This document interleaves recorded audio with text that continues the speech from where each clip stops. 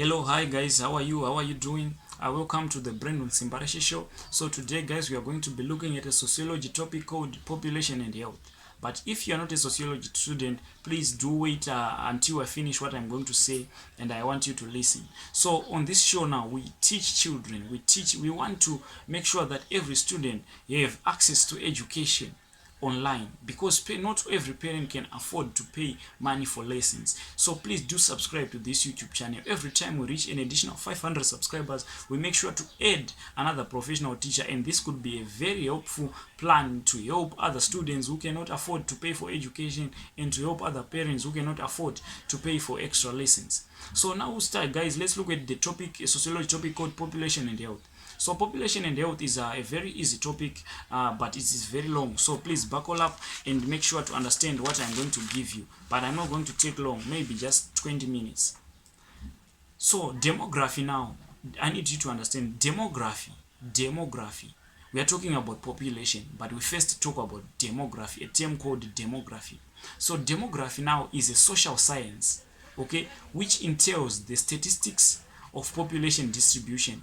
So it is a social science which try to gives us how is the population distributed in our country, how is the population distributed in the society. That is demography, a social science which tries to entail the distribution of population in the country. So the demography tries to explain where the population is the highest, where people live, and why the population is slowing down.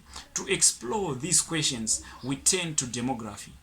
Okay, so there are three most important factors which affect demography, which affect the statistics of population distribution. There are three main things which affect demography, or the statistics of population distribution in the society. So these three things now, they include fertility rate, mortality rate, and migration. So migration now, we see that it affects demography. It affects this social science which try to give out how population is distributed. It is affected, this social science is affected. Okay, why?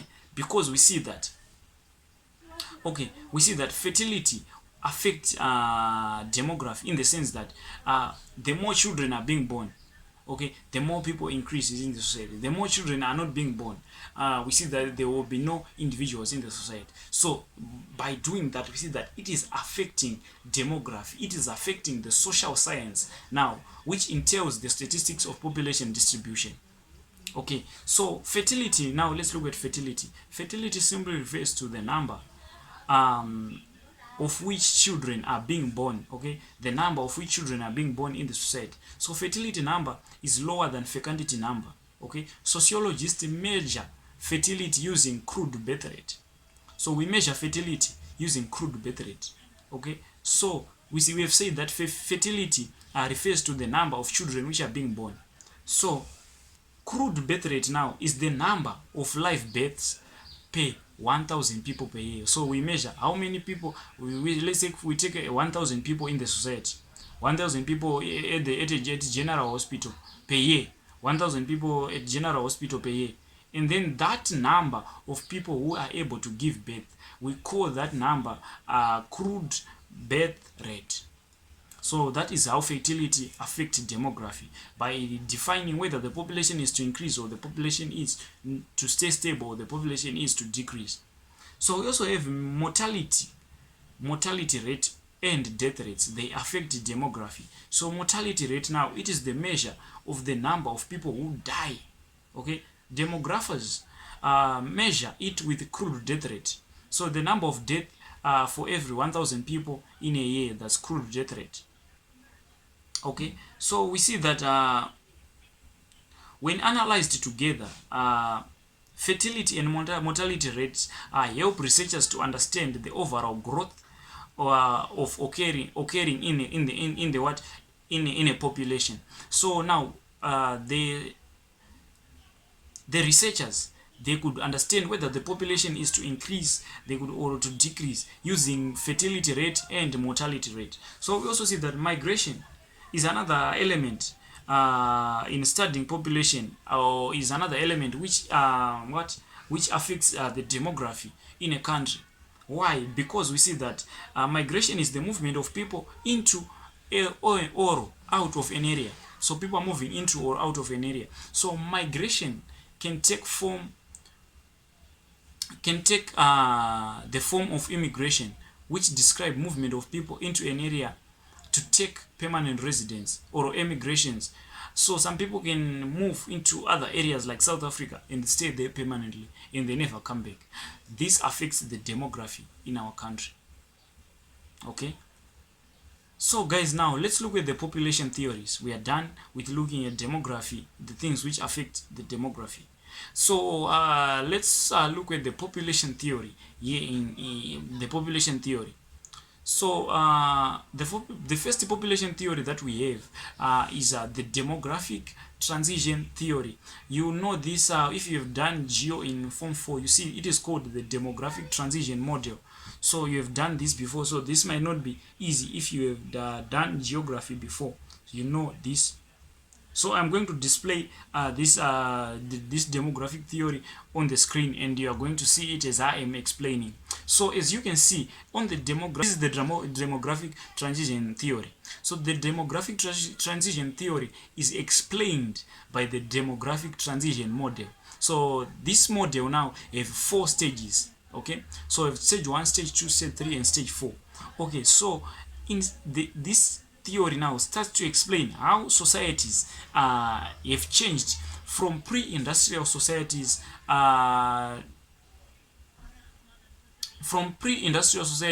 to mature industrial societies.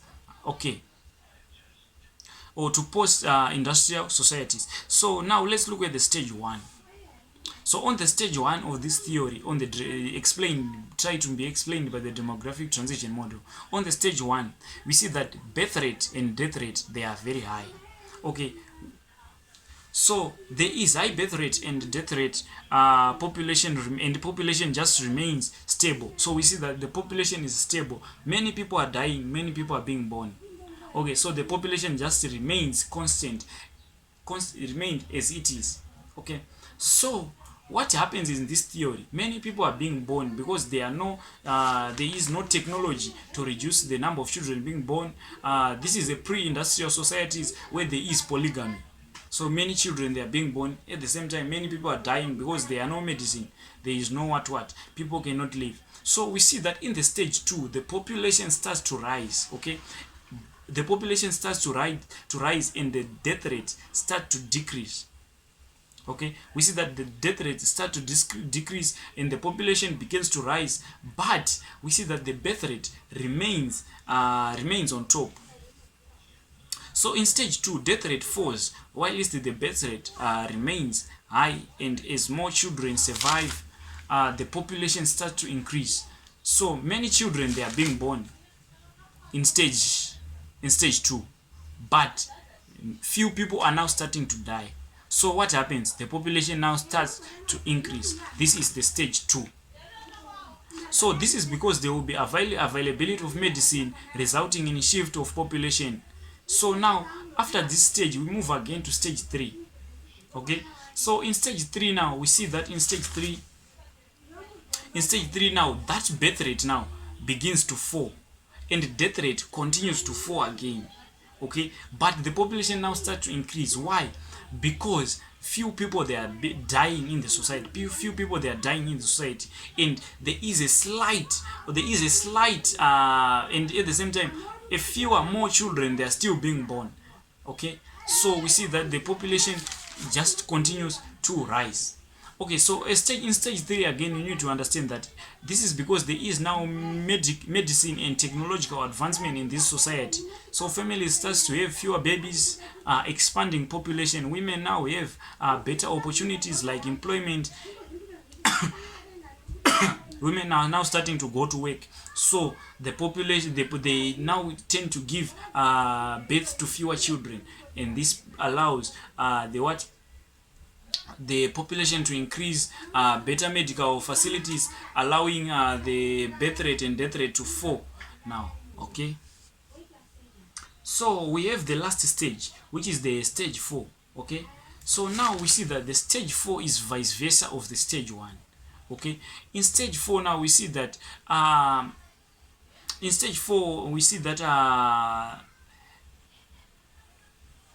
birth rate and death rate now, they are very low, but the population is high. This is because in this society now, their life expectancy in this society is very high. People can die at age 100. People they are not dying in this society because they are more, there is more what medical advancement, people are being treated, and this refers to other societies where they are more mature and they are receiving more immigrants, they are receiving more people from other countries. So these more people coming from other countries coming to these countries in stage 4 now allows their population to grow, but in this society we see that there is low birth rate, low death rate. So this is the demographic transition theory trying to be explained by the demographic transition model. So we have again the Malthusian theory. Okay, so the Malthusian theory was by Robert Malthus. Okay, so Malthus named this theory after himself since his surname was called Malthus. So he called it the Malthusian theory. So the Malthusian theory now just simply thought that societies can grow faster or societies can grow big than society can sustain.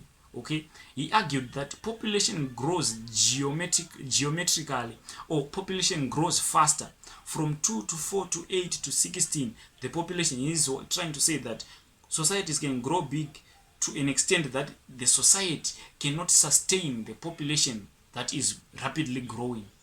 So why? Because people, they tend to multiply geometrically, they tend to multiply very fast and more. But we see that the resources that we have in the society, they multiply very slow.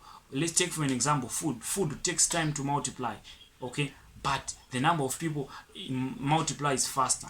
So he says that when this continues to happen in the society, while the food supply increases arithmetically and the population is increasing geometrically, we see that Malthus predicted that there will be increased or widespread of catastrophe and famine. People are going to die with famine. So the Malthusian theory also tries to explain that the situation we face in Zimbabwe, that our society now have grown big and we can, to an extent that it can sustain ourselves. Let's take for an example the sewer system that we have.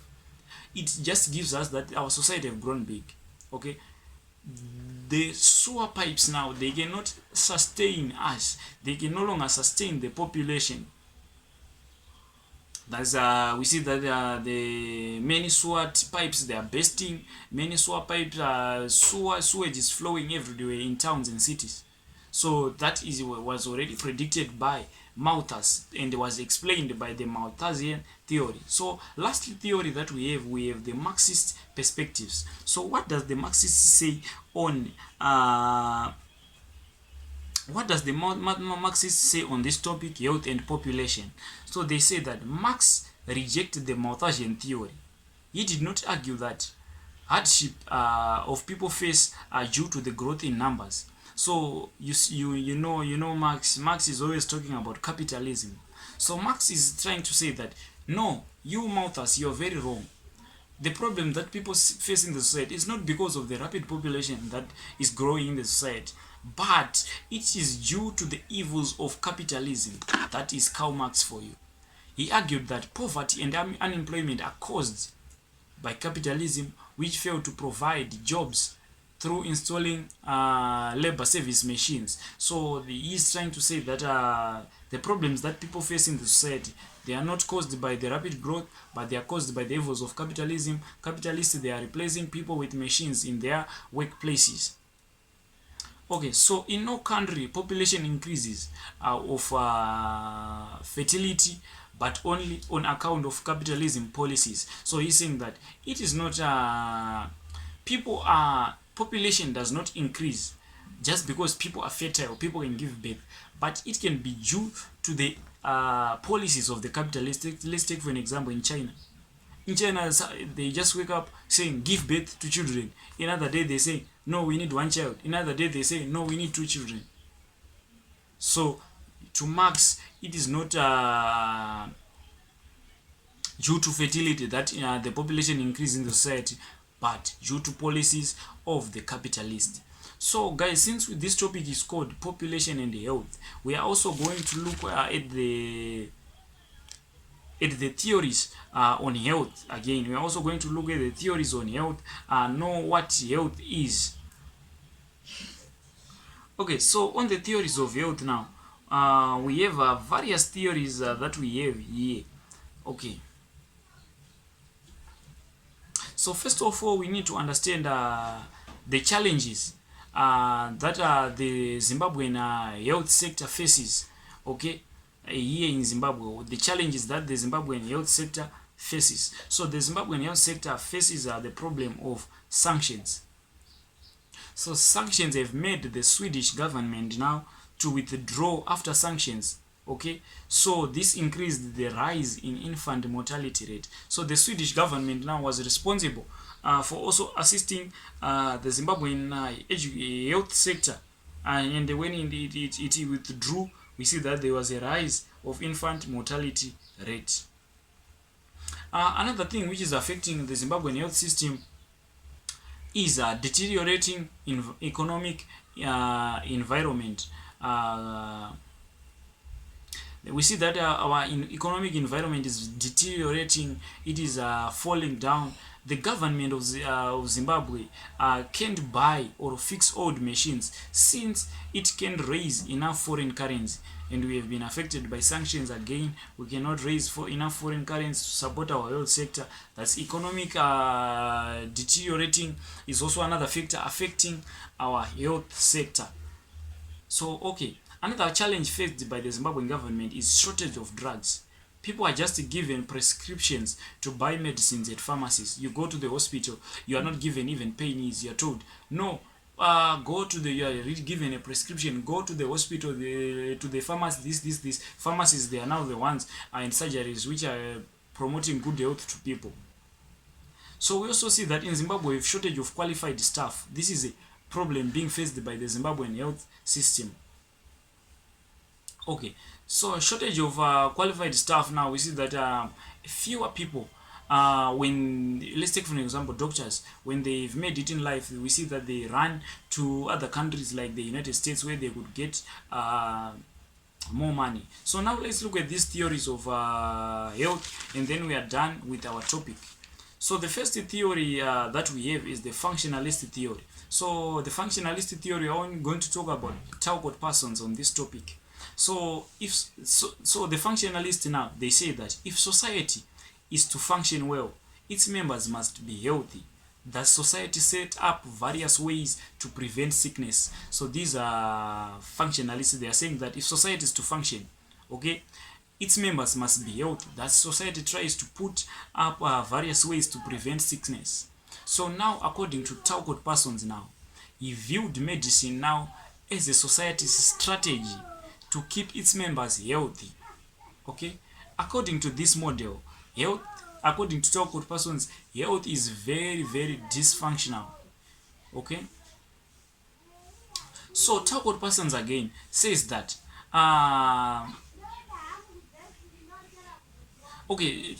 Talcott Parsons also talked about the sixth role, the role that an individual plays when he or she is sick. So Talcott Parsons said that if an individual is sick, that person is not held responsible for being sick.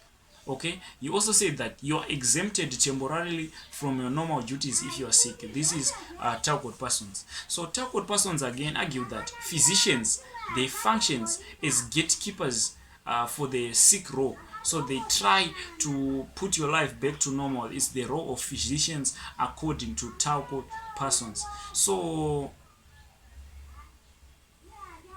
the physicians now, they verify a patient's conditions are either is ill or recovered. So you go to a physician, according to Talcott Parsons, that physicians function as a gatekeeper for the sick role for the person that is sick. So the physicians verify whether the patient's condition is recovered or is the patient is still sick. Okay, so we also have the feminist perspective. The feminist perspective just simply focuses on inequality between males and females. So the feminists now, they argue that multiple roles which women tend to perform, uh, such as domestic work, childcare, contributes to high rates of illness. So feminists, they blame everything on patriarchy in the society. So they are saying that the inequality between men and women is causes illness amongst women. Why? Because multiple roles now which women tend to perform, such as domestic work, childcare, contribute to higher rates of illness. So some feminists now, they say that they argue that pregnancy and childbirth have been appropriated and medicalized. So they are saying that, along they are saying that childbirth, okay, and pregnancy are now being medicalized. They are now being taken as a health problem. By medicalizing things like pregnancy and childcare. Now, when you are pregnant, you go to hospital. When you are giving birth, you go to the hospital. The feminists, they are saying that by doing that, by medicalizing, it is said, they argue that by doing this, let's take for example. So I've said some feminists argue that pregnancy and childbirth have been appropriated and medicalized by modern medicine, rather than being helped at home with medicine. Children now occurs in the childbirth now occurs in the hospitals. So now, by so doing, pregnancy is treated as illness. Thus, women lost control over their process, as their knowledge is deemed what irrelevant. So by medicalizing, taking a pregnant woman to the hospital, taking a pregnant woman, a childbearing woman to the hospital, they're saying that it is being treated as an illness. So by so doing now, pregnancy being treated as illness, women have now lost control over the process of giving birth of pregnancy, as their knowledge now is now being seen as irrelevant in the society. So last but not least, we have the Marxist theory. So the Marxist theory, we have a guy called Vincent Navarro. So Vincent Navarro says that capitalism benefits from medicine, not so the Vincent Navarro saying that capitalists, they benefit from medicine because it ensures that people are fit enough to work. Okay, so these are capitalists. They talk just they are Marxists. They see everything benefiting capitalists. So to Vincent Navarro, who is a Marxist, he's trying to say that medicine benefits the capitalist because it ensures that people are fit enough to work. To work for who? To work for the capitalist. To Marxists again, they argue that medicine is closely related to the concept of social control. Again, people are controlled by medicine. Lastly, we have the symbolic interactionist theory. So the symbolic interactionist theory talks about that health and illness are socially constructed. Why? Because people define health and illness according to their culture. We define health and illness separately, differently. That's according to symbolic interactionists. Health and illness are socially constructed. People can define health. Headache here can be defined as illness, but in other society, it is a sign that you are healthy. So health and illness, they are socially constructed. Okay.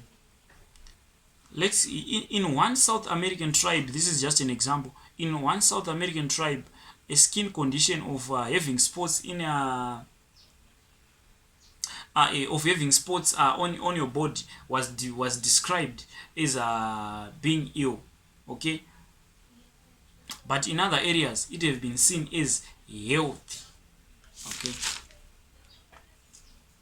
So this is all, guys, on the topic health and population. We have done everything on this topic. We have talked about demography. We have talked about factors affecting